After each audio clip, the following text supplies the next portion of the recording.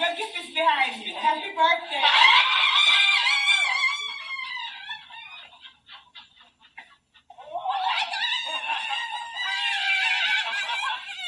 At 2 different shifts she worked. So she begs and she grabbed him up and she shot him some backs. And the words that she says to him, them pierce him in a meaningful kind of way. And all I'm friend them stand up round and watch that. And the shame and the embarrassment why him feel. And a long way. I got one presentation the other day, I hear a youth stand up and talk. And the man say when him a 10-year-old, him go one party with him friend him and him mother tell him say him never supposed to go. And as soon as him come back and him open the door, is a pot of hot water reach him. And the man say from that day till this day, he must take chat from nobody. And no woman can diss him. So a lot of the times we're wondering why Jamaica so violent and why the youth them so violent, this and that. The violence that a lot of us learn. To stop work in an area where he for 20 years has not done the work. 20 years he has been here and more and has not responded to an area which is predominantly PNP. Notification, no permission was given, and as such the work cannot continue. Hello, I'm Dudley Thompson and welcome again to WDT Media TV.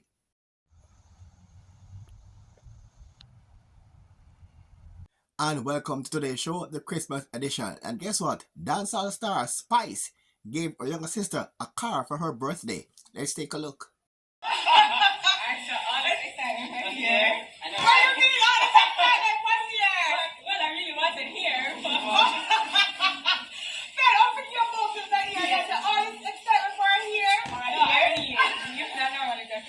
Your gift is behind you. Happy birthday.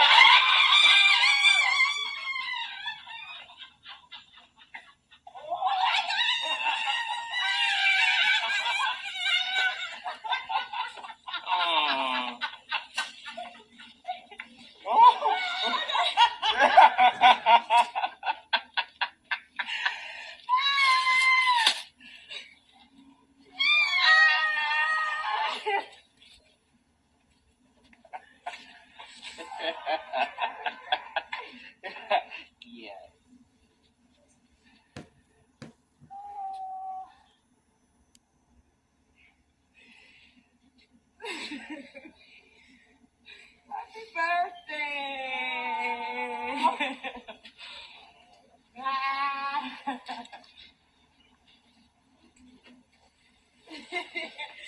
Yo, man, it's somebody carry your phone.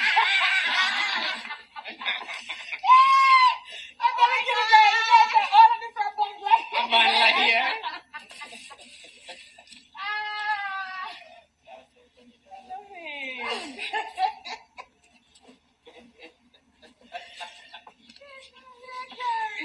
Happy birthday! Happy birthday to you! Happy birthday to you!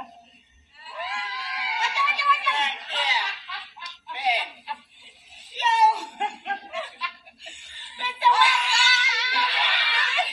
How you feel? How you feel? Eh? Excited.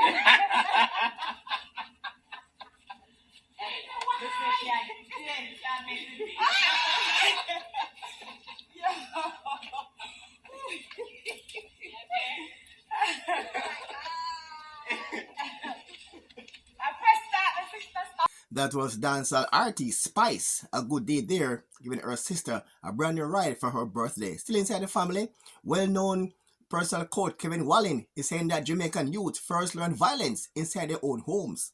Let's take a look.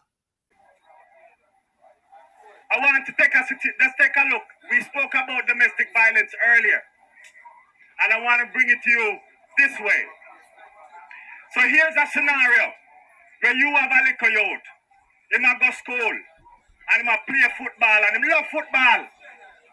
His mother not have no help with him at home, so him and his mother.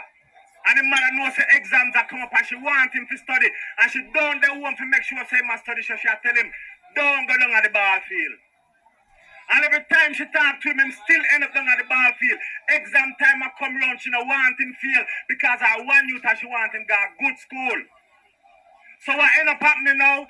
This little youth here still love the ball thing, still love to hang out with him friend them. So one day him go down at the ball field when the man I tell him don't go down there. And while him down at the ball field, I play ball and I enjoy himself and little girls them like him and all that kind of stuff. His mother come down at the ball field. And when the mother come down at the ball field, she begs because at 2 jobs she does work today. At 2 different shifts she work. So she begs and she grab him up and she shot him some backs. And the words that she says to him, them pierce him in a meaningful kind of way. And all I'm friend them stand up round and watch that. And the shame and the embarrassment why him feel. And I love how we feel like we need to go to school, go be to pick me and all them kind of thing there. But the shame and the embarrassment that you do when you publicly embarrass your children, it has lasting impact. The kind of pain that you inflict on a child right now, and you think it's just in the name and you just want him to do whatever you want him to do and discipline him, it goes a long way. I got one presentation the other day, I hear a youth stand up and talk. And the man said when he was 10-year-old, him got one party with him friend him and his mother tell him say he's never supposed to go. And as soon as him come back and him open the door, is a pot of hot water reach him. And the man said from that day till this day, he must take chat from nobody. And no woman can diss him. So a lot of the times we're wondering why Jamaica so violent and why the youth them so violent, this and that. The violence that a lot of us learn, we learn it in our house. How we become immune to violence and because our parents beat we like them away enemy. We are them enemy. And we just come out of the house and we never realize why we can just easily just take somebody like because we don't care. A lot of us learn that in our house. When our father used to make a kneel long pan hot zinc. Back in the day, in my ears, me know me are 50 odd now. So back in my day, the things that we used to get for punishment, it not left way. It is still within us. And we put it on for the generations that came after us.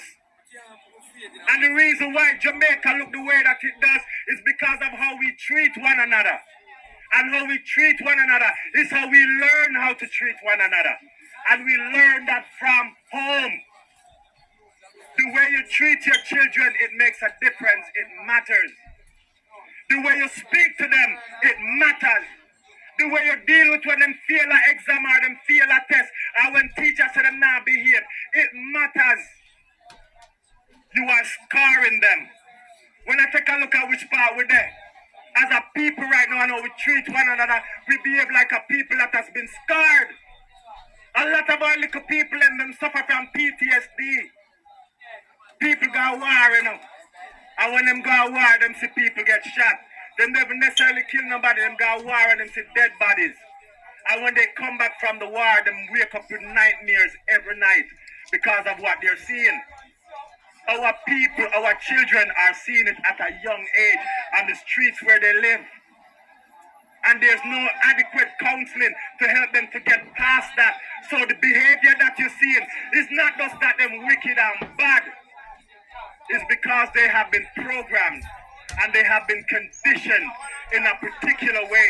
And the behavior that you're seeing is based on what it is that is in them. The anger and the bitterness you see is not because of what outsiders are doing. It is because of what is in them. If you squeeze an orange, where you get out of orange juice. And if you squeeze the orange, where you get out of orange juice. It doesn't matter who squeeze the orange, you go and get orange juice out of it. Why? Because that is what's in it. So the anger and the bitterness and the nastiness that you see coming out, that is what is in them. It is what's in us. And if we as a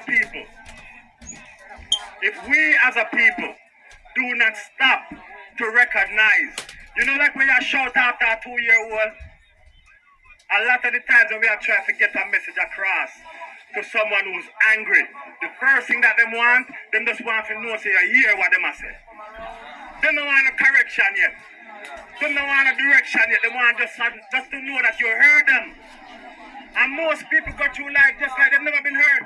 You ever hear 2 people argue, but you not listen to me. You not hear what me I say. Bridget, you not hear what me I say. And the 2 people must say the same thing. It is blessings.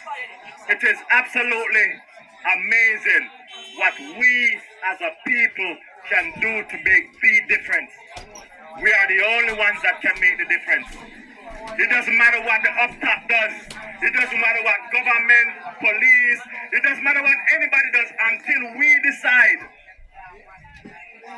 Until we decide, nothing truly changes. You can force me to stop for a minute.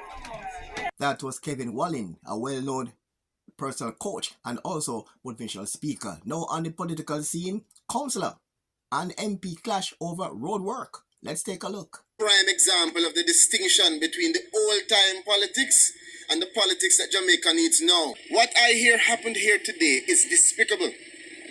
And the leader of the People's National Party should be brought in to investigate why you have a councillor bringing men to stop work in an area where he for 20 years has not done the work. 20 years he has been here and more and has not responded to an area which is predominantly PNP. And I have said to the people who have come to me and say we want road, that it don't matter to me whether you're voting left or right. I have a responsibility to balance my development. And that's what we're doing here in the Raymond's area of the Hayes Division. Protocol dictates that any work on Parochial Road, make the Parochial or National Work Agency Road, permission need to be sought. And none was sought for this one. Notification, no permission was given, and as such the work cannot continue. Still on the political scene, some Jamaican councillors are saying that garbage collection in Jamaica has been politicized. These photos here to show bulky waste clean up. Apart from caretakers making announcement, everybody decked out in green and deciding which yard to go, who support and which yard not to go to collect garbage. Who should suffer, who should live, and who should live. So even garbage collection has been politicized.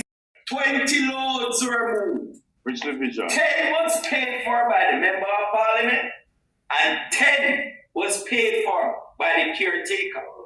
No, Your Worship. Out of $22 million. And an allocation from that to do bulky waste cleanup. Is it so insufficient that the caretaker had to pay personal monies for half? To divide 5 divisions as to $1.7 million. The most load you can take out of each division is 10 loads. And we have the receipt to show, because whenever you dispose the solids at the dam, they would keep a log there at the dam and they will give the driver of the truck a receipt to take to the company. And then the company will submit those documentations back to solid waste. And then they will be paid. That's where we come to the end of today's show. And before we go, we wish you all happy holidays and a productive and prosperous 2024. So have yourselves a wonderful day. And again, remember to like, share, and subscribe. And as usual, thanks for watching.